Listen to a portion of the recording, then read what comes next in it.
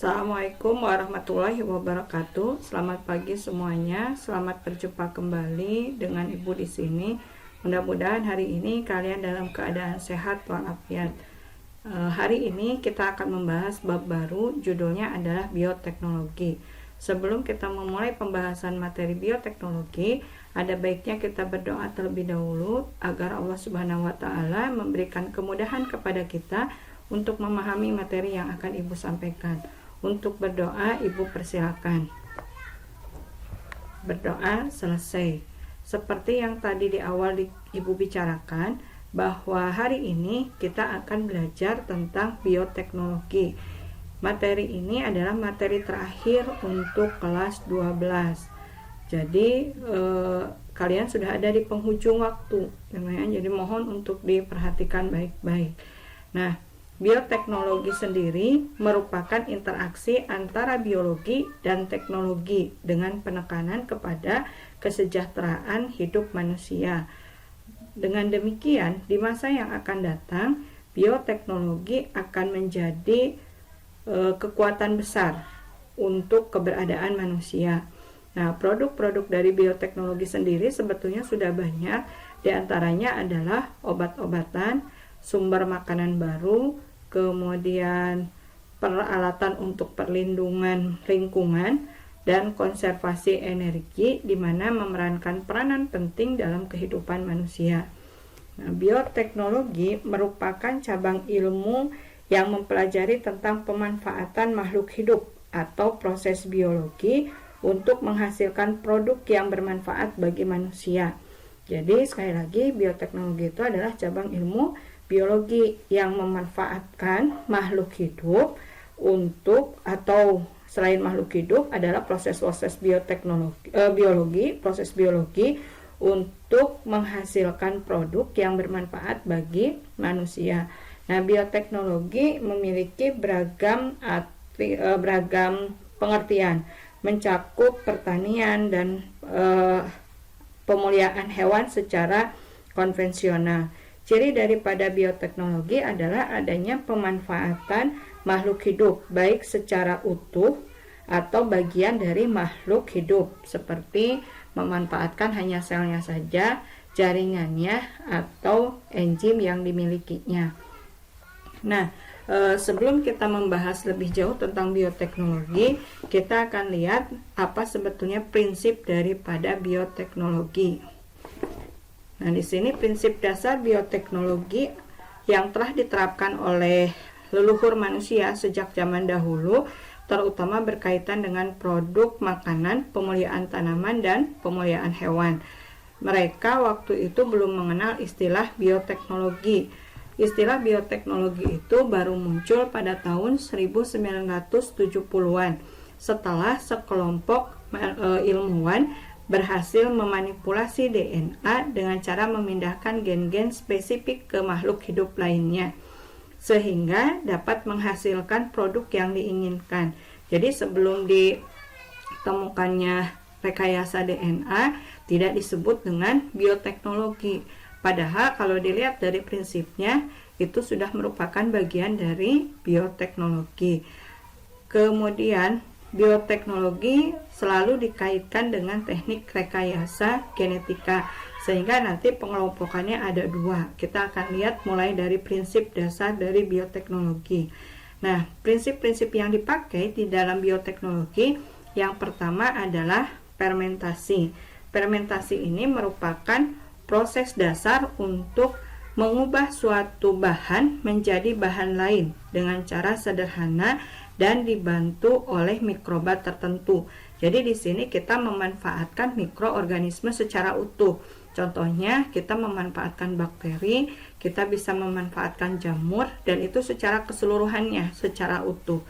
Kemudian apa produk dari fermentasi? Produk dari fermentasi itu banyak, diantaranya adalah minuman anggur ya, kemudian roti, yogurt, Yakult, itu sebetulnya sudah diproduksi sejak dulu. Kemudian kalau di kita tape itu juga sudah diproduksi sejak dulu. Kemudian tempe itu juga sama.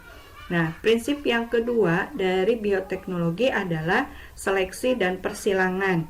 Nah, biasanya ini dilakukan dengan cara mengawinkan bibit unggul beberapa tanaman atau hewan untuk bisa menghasilkan bibit unggul tadi. Jadi kita melakukan persilangan. Contohnya di tumbuhan. Ada tumbuhan yang buahnya besar tetapi rasanya asam, kemudian ada tumbuhan yang buahnya kecil tapi rasanya manis. Maka dari sejak dahulu sudah dilakukan proses persilangan. Dengan menyilangkan buah tadi, harapannya kita bisa mendapatkan induk baru yang nanti hasilnya adalah buahnya besar, kemudian rasanya manis. Dan itu sudah merupakan prinsip dari bioteknologi. Kemudian yang ketiga adalah analisis genetik. Analisis genetik ini merupakan upaya untuk mempelajari suatu sifat gen dari makhluk hidup dari generasi satu ke generasi lainnya, di mana tujuannya adalah untuk mendapatkan sifat unggul. Nah, selain itu, analisis genetik itu juga akan mempelajari interaksi gen dengan lingkungan agar menghasilkan keturunan yang baik. Karena si gen itu akan berinteraksi dengan lingkungan dan nanti akan menghasilkan fenotip yang berbeda. Contohnya, tanaman yang berasal dari induk yang sama ketika ditanam di lingkungan yang berbeda itu terkadang menghasilkan keturunan yang berbeda, menghasilkan sesuatu yang berbeda. Nah, yang berikutnya adalah kultur jaringan. Kultur jaringan merupakan pemeliharaan jaringan makhluk hidup di luar tubuh atau disebut dengan teknik in vitro. Nah, ini bisa dilakukan di dalam botol, kaca, atau yang lainnya. Kultur jaringan ini memanfaatkan hanya sebagian dari jaringan pada tumbuhan. Jadi kalau fermentasi tadi secara utuh mikroorganismenya dimanfaatkan, kalau kultur jaringan itu hanya bagian tertentunya, yaitu bagian jaringannya.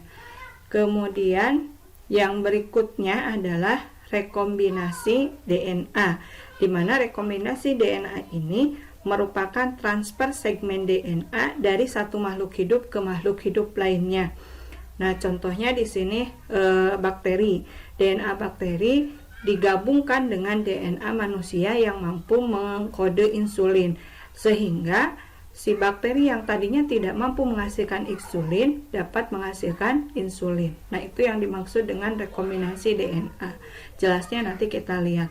Kemudian yang keenam adalah analisis DNA, di mana analisis DNA ini merupakan proses membuat salinan DNA, di mana proses ini nantinya untuk memetakan DNA, untuk memetakan DNA sehingga dapat diketahui dengan pasti DNA dari suatu makhluk hidup. Kemudian DNA yang sudah diketahui tadi bisa dipilih-pilih untuk menentukan kualitas dari generasi keturunannya. Nah, ini adalah prinsip-prinsip dasar dari bioteknologi. Apa saja yang akan kita pelajari pada materi bioteknologi? Kita akan lihat pada slide berikutnya. Nah, ini adalah peta konsepnya. Kita akan belajar mulai dari pengertian bioteknologi, kemudian perbedaan bioteknologi konvensional dan modern, kemudian penggunaan mikroorganisme dalam bioteknologi, kemudian kultur jaringan pada tumbuhan khususnya, kemudian cloning pada hewan, kemudian rekayasa genetika, dan terakhir dimensi atau kerugian dan keuntungan dari bioteknologi. Mari kita pelajari satu persatu dimulai dari pengertian bioteknologi. Di buku paket sudah ada, silakan kalian buka, Ibu bantu di sini. Pengertian bioteknologi. Bioteknologi adalah ilmu yang menerapkan prinsip ilmiah dan kerekayasaan untuk penanganan dan pengolahan bahan mentah organik maupun anorganik dengan bantuan makhluk hidup untuk meningkatkan potensi makhluk hidup serta menghasilkan produk dan jasa bagi kepentingan hidup manusia. Jadi di sini ada beberapa hal yang harus diperhatikan. Pertama, bioteknologi itu merupakan ilmu yang menerapkan prinsip ilmiah dan kerekayasaan, di mana ilmu dan kerekayasaan yang dipakai itu atau yang diterapkan itu bertujuan untuk meningkatkan potensi makhluk hidup, kemudian menghasilkan produk, menghasilkan jasa bagi kepentingan hidup manusia. Nah, dari sini kita bisa lihat Yang pertama adalah input. Input itu masukannya, ya, bahannya. Bahan apa saja yang akan diolah di bioteknologi? Yang pertama, inputnya tentunya harus ada bahan baku. Kemudian harus ada mikroorganisme. Kemudian harus ada sel hewan dan tumbuhan. Maka tadi disebutlah ini memanfaatkan makhluk hidup. Kemudian setelah input ada proses. Nah, prosesnya bagaimana? Prosesnya ada 3. Ada aplikasi prinsip ilmiah, kemudian ada kerekayasaan, dan ada teknologi.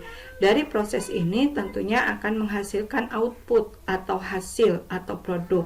Apa output atau produknya? Di sini produk untuk makhluk hidup, misalkan hewan ternak dan tumbuhan yang bersifat unggul. Jadi bahan bakunya tadi tentunya adalah hewan, ya, atau bahan bakunya adalah sel hewan. Kemudian sel hewan ini, berarti hewan, ya, bukan sel hewan. Inputnya hewan. Kemudian nanti direkayasa. Kemudian hasil rekayasa nanti menghasilkan hewan ternak ataupun tumbuhan yang bersifat unggul.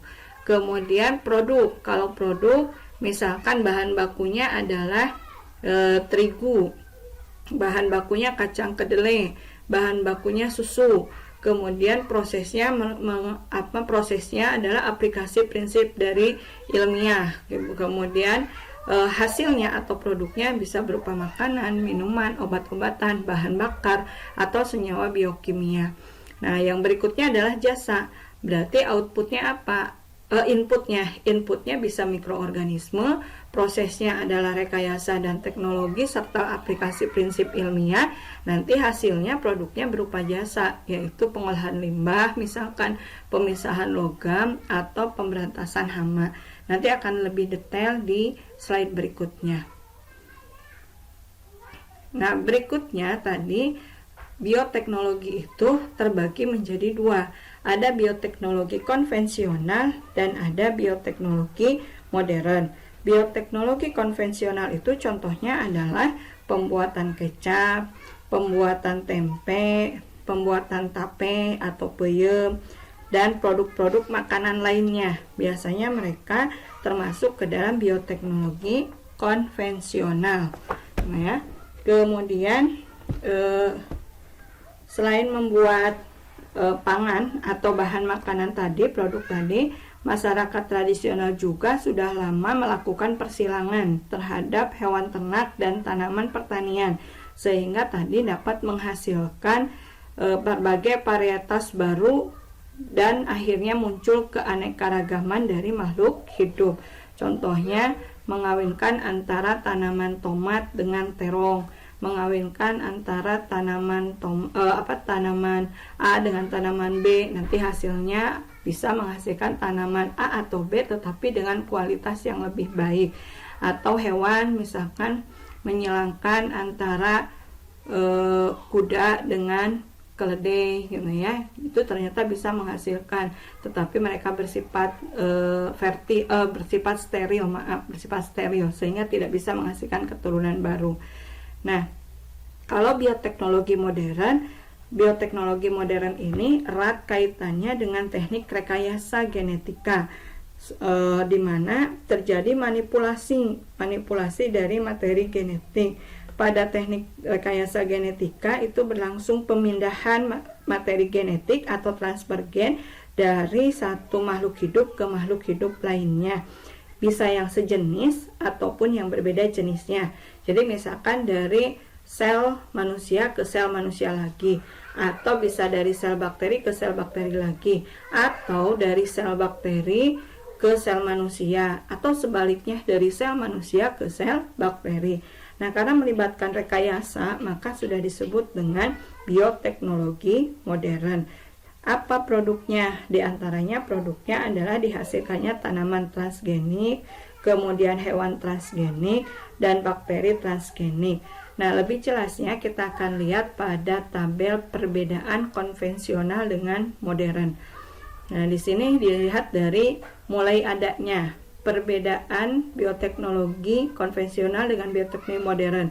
Untuk bioteknologi konvensional ini mulai ada sejak awal peradaban manusia. Jadi pembuatan tape, pembuatan tempe, kecap, kemudian roti, donat, dan lain-lainnya, anggur, minuman anggur, itu semua sudah berlangsung sejak awal peradaban manusia. Nah, kalau bioteknologi modern ini mulai ada ketika tadi berkembang struktur dan fungsi DNA ditemukan. Jadi ini baru muncul ketika sudah ada struktur DNA, ya. Kemudian yang kedua adalah cara pemanfaatan. Bioteknologi konvensional itu cara pemanfaatannya menggunakan langsung hasil yang diproduksi oleh mikroorganisme. Jadi kita langsung memanfaatkannya. Tempe yang langsung kita makan tanpa harus dibagaimanakan lagi, kecuali diolah dengan dimasak gitu ya. Kemudian yang kalau bioteknologi modern ini menggunakan organisme untuk memperbaiki dan meningkatkan kinerja genetik organisme.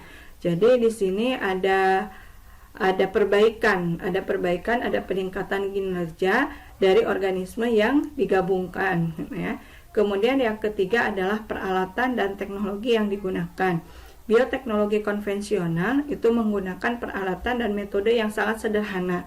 Tanpa orang memiliki ilmu tentang genetik, tentang DNA, bisa dilakukan bioteknologinya. Contohnya pembuatan tempe. Apakah selama ini tukang tempe tahu tentang DNA? Tentunya tidak. Apakah mereka paham tentang proses-proses biologinya, fermentasi dan sebagainya? Tidak. Jadi peralatan dan metode yang dipakainya sangat sederhana dan tidak memerlukan ilmu yang lebih mendalam ya. Sementara bioteknologi modern, peralatannya tentunya peralatan modern dengan berbagai teknologi dan tidak bisa semua orang melakukannya. Di sini harus dilakukan oleh ahli-ahli gitu ya. Nah, yang keempat adalah proses dan hasilnya. Untuk bioteknologi konvensional terkadang kurang memperhatikan kebersihan atau sterilisasinya. Jadi akibatnya hasil dari bioteknologi konvensional terkadang kurang steril. Hasilnya juga terbatas ya. Jadi produk tempe jarang ada pabrik tempe yang memproduksi tempe untuk seluruh Indonesia. Tapi biasanya tempe yang ada di Maleber khusus untuk yang sekitaran wilayah Maleber, Lebakwangi gitu ya. Kemudian tape memang betul peyem atau tape bisa dibawa keluar kota, tapi tidak untuk mendunia gitu ya. Dan kualitasnya juga belum terjamin karena biasanya kurang pengawasan dari Badan POM. Sementara bioteknologi modern hasilnya itu akan steril karena dalam pengerjaan bioteknologi modern sterilisasinya sangat diperhatikan. Kemudian hasilnya juga banyak, jadi skalanya dalam skala besar, waktunya juga cepat, kemudian kualitasnya sudah terstandarisasi. Biasanya standarnya dilakukan oleh BPOM baik di dalam maupun di luar ya. Kemudian perbedaan yang berikutnya contohnya. Bagaimana contohnya? Tadi sudah bioteknologi konvensional itu contohnya adalah pembuatan tempe, kemudian pembuatan tape, tuak itu dari aren ya. Kemudian roti, yogurt, keju, nata de coco. Nah, itu adalah bioteknologi konvensional. Bioteknologi modern contohnya adalah kultur jaringan, organisme transgenik, hewan hasil cloning, dan insulin buatan.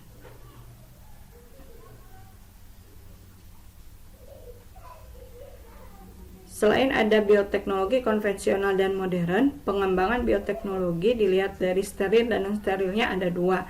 Ada bioteknologi kondisi non-steril, yaitu proses fermentasi dilakukan pada lingkungan yang terbuka sehingga memungkinkan adanya kontaminasi mikroorganisme lain.